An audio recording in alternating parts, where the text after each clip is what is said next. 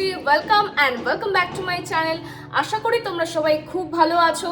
আমি তো আজকের ভীষণ এক্সাইটেড, তার কারণ I am going to explore God's own country Kerala. তোমরা তো থাম্বনেল দেখে নিশ্চয়ই বুঝে গেছো সেটা। তো ভিডিওটা কিন্তু প্রচণ্ড এক্সাইটিং হতে চলেছে। তোমরা কিন্তু উইদাউট স্কিপিং ফুল ভিডিওটা দেখো, সমস্ত রকম ডিটেলস ভিডিওটার মধ্যে থাকবে। আর প্রচুর জায়গা এক্সপ্লোর করতে চলেছি, তাই ভিডিওটা কিন্তু পার্ট বাই পার্ট আসবে, তাই প্রত্যেকটা পার্ট কিন্তু দেখো আর আমার সাথে থেকো, তাহলে কিন্তু সমস্ত ইনফরমেশন পেয়ে যাবে। তো চলো দেরি না করে, আমাকে এখন এয়ারপোর্ট ছুটতে হবে, নয়তো দেরি হয়ে যাবে। যাওয়া যাক, স্টে আপডেটেড, বাই এখন। তো আমরা জার্নি শুরু করলাম। আমাদের বাড়ি থেকে এয়ারপোর্ট পৌঁছাতে মোটামুটি 1.5 ঘন্টা মতো সময় লাগে।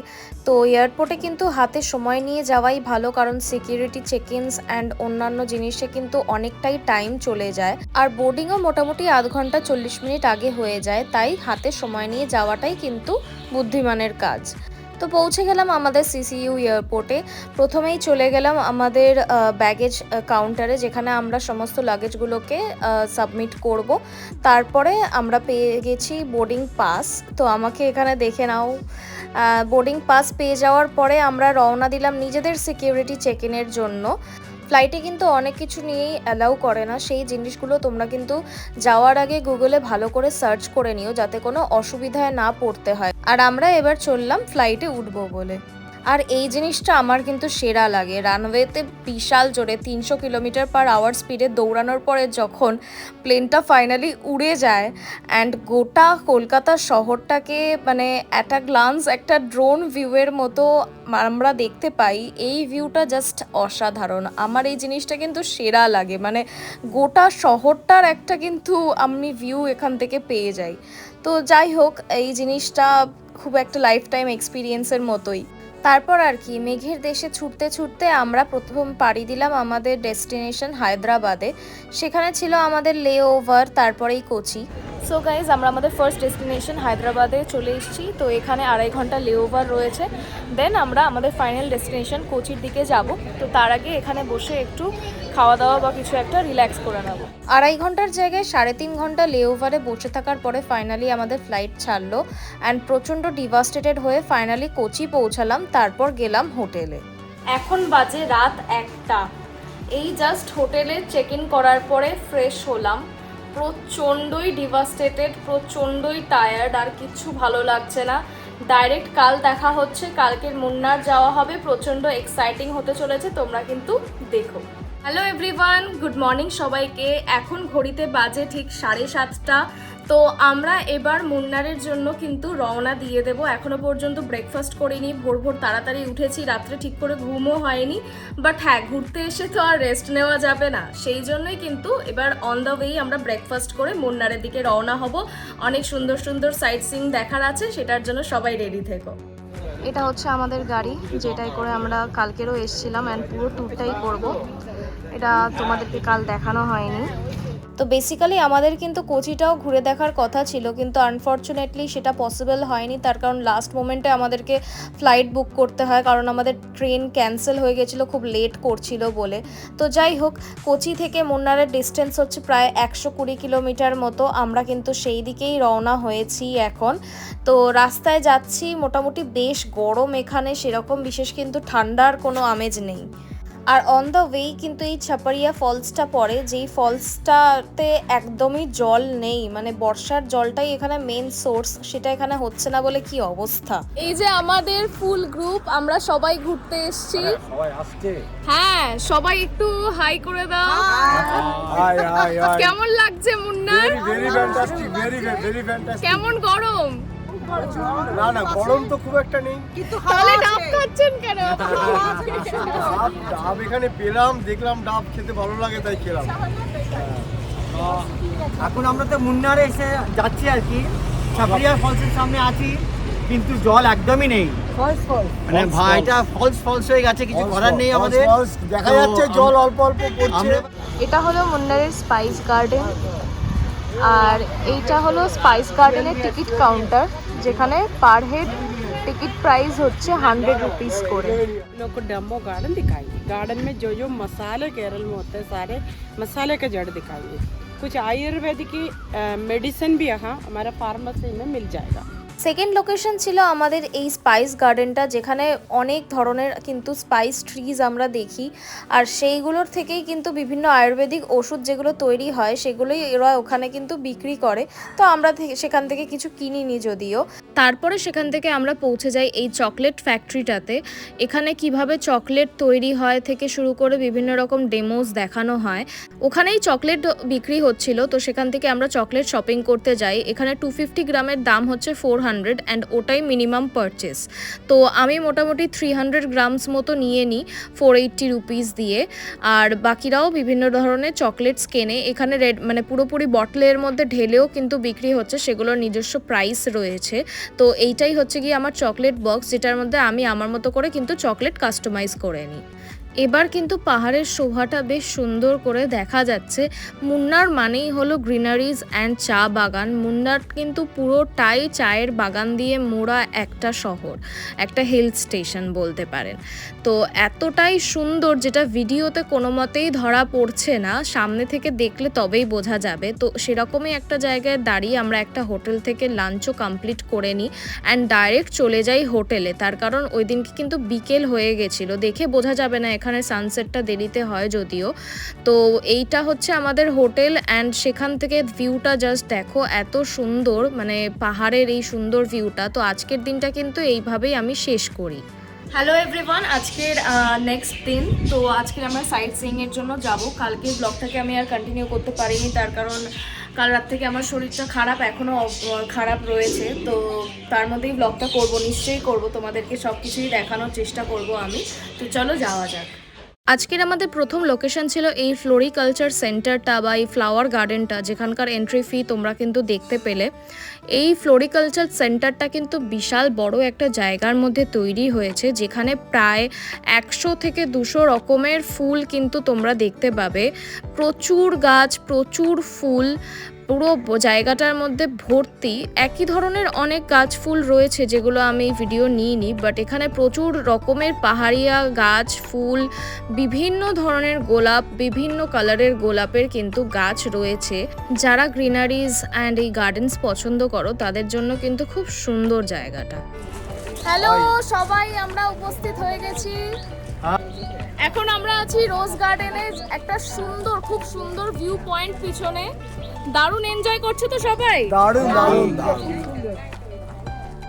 এখানকার রাস্তাগুলো জাস্ট অসাধারণ, মানে উপরের ধাপে চায়ের বাগান, নিচের ধাপে চায়ের বাগান, আর মাঝখান দিয়ে রাস্তা, মানে পুরো মুন্নারটাই এইভাবেই তৈরি।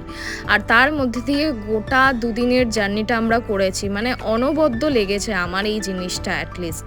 তো তারপরে আমরা নেক্সট লোকেশনে পৌঁছে যাই, সেটা একটা চা বাগানই ছিল। তো সেখানকার সুন্দর শোভাটা জাস্ট একবার দেখো। এমনিতেই চা খেতে আমার ভীষণ পছন্দ, তো মনে হচ্ছিল যেন চায়ের বাগানের মধ্যেই ডুব মেরে দিই আর কি। তো সেখান থেকেই আমরা পৌঁছাই একটা টি ফ্যাক্টরিতে। এখানে রিপেল টি ফেমাস, তোমরা সবাই নাম শুনেছো নিশ্চয়ই।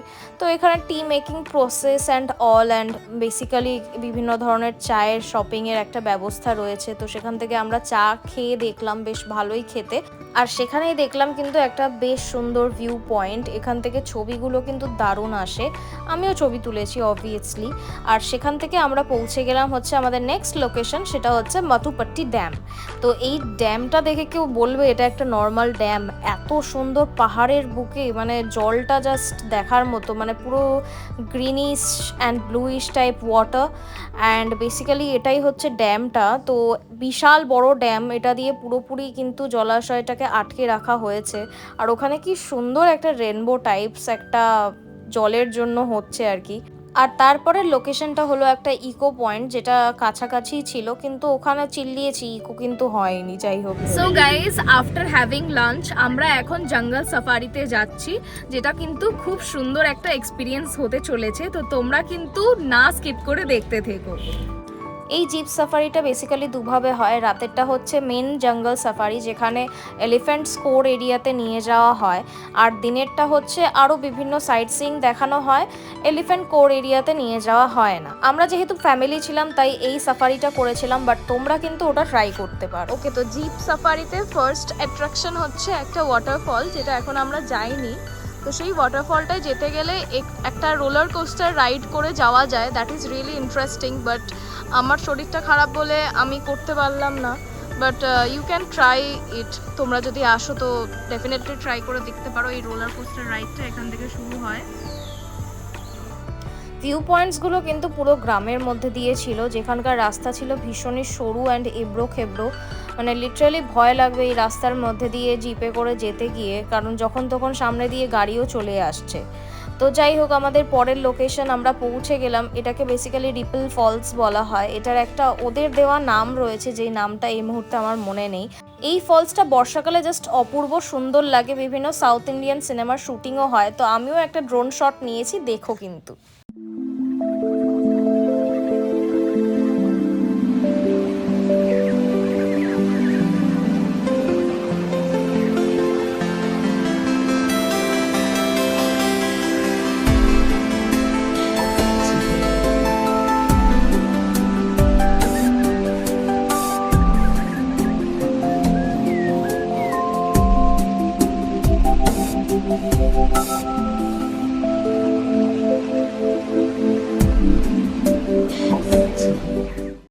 আচ্ছা, ভিডিওটা কেমন লাগলো অবশ্যই কিন্তু কমেন্টে জানাবে। তো তারপর আমরা নেক্সট লোকেশনের দিকে বেরোলাম। এখানকার রাস্তাগুলো দেখতেই পাচ্ছ, কিন্তু ভালো মতো করেই কনস্ট্রাকশন চলছে এখন জোর কদমে। তো সেখানেরই এবড়ো খেবড়ো রাস্তার মধ্যে দিয়েই আমরা পৌঁছে গেলাম নেক্সট লোকেশন।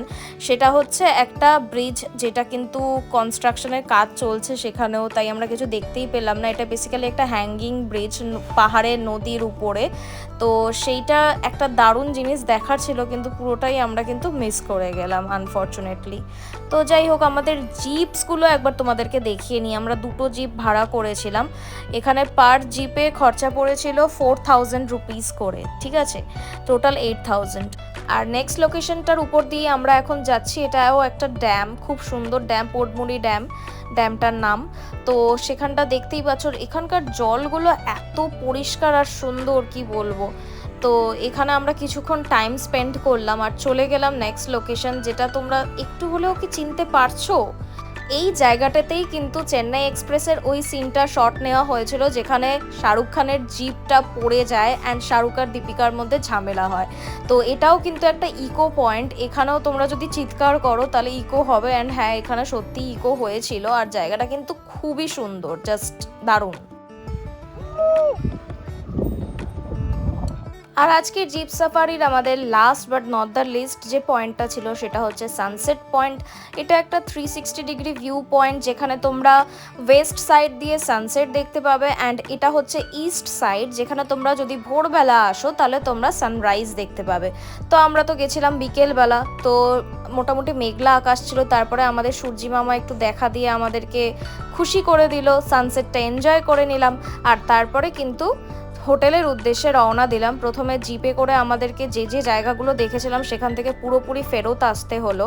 অ্যান্ড একটা পয়েন্টের পরে যেখানে জিপ আমাদেরকে নামিয়ে দিল, সেখান থেকে ট্রাভেলারে করে আমরা হোটেলের উদ্দেশ্যে রওনা দিলাম। ডিনার কিন্তু সব কেনা হয়ে গেছিলো, তার কারণ অনেকটাই রাত হয়ে গেছিলো, প্রায় 8:30 9টা বেজে গেছিলো। তাই আর কারোর মধ্যে এক ফোঁটাও এনার্জি ছিল না। Finally after a long day হোটেলে এসে সবে ফ্রেশ হলাম। আজকে প্রায় 13 থেকে 14 ঘন্টার জার্নি করে আমরা কিন্তু সাইট সিনগুলো করেছি। তো ভিডিওটা কেমন লাগলো অবশ্যই জানিও। আমি আর ভিডিওটাকে লেন্দি করব না, তার কারণ কেরালার নেক্সট সিরিজগুলোতে বাকি যা যা আমরা জায়গায় যাব, লাইক থেকড়ি, আলেপি অ্যান্ড অল, সেগুলো থাকবে। সেটা আমি নেক্সট সিরিজেই তোমাদেরকে রিভিল করব। তো আপাতত কিন্তু এই ভিডিওটা এখানেই শেষ করছি। এই ফার্স্ট সিরিজের ভিডিওটা কেমন লাগলো অবশ্যই কিন্তু জানিও। ভালো লাগলে লাইক, শেয়ার অ্যান্ড সাবস্ক্রাইব করে দিও।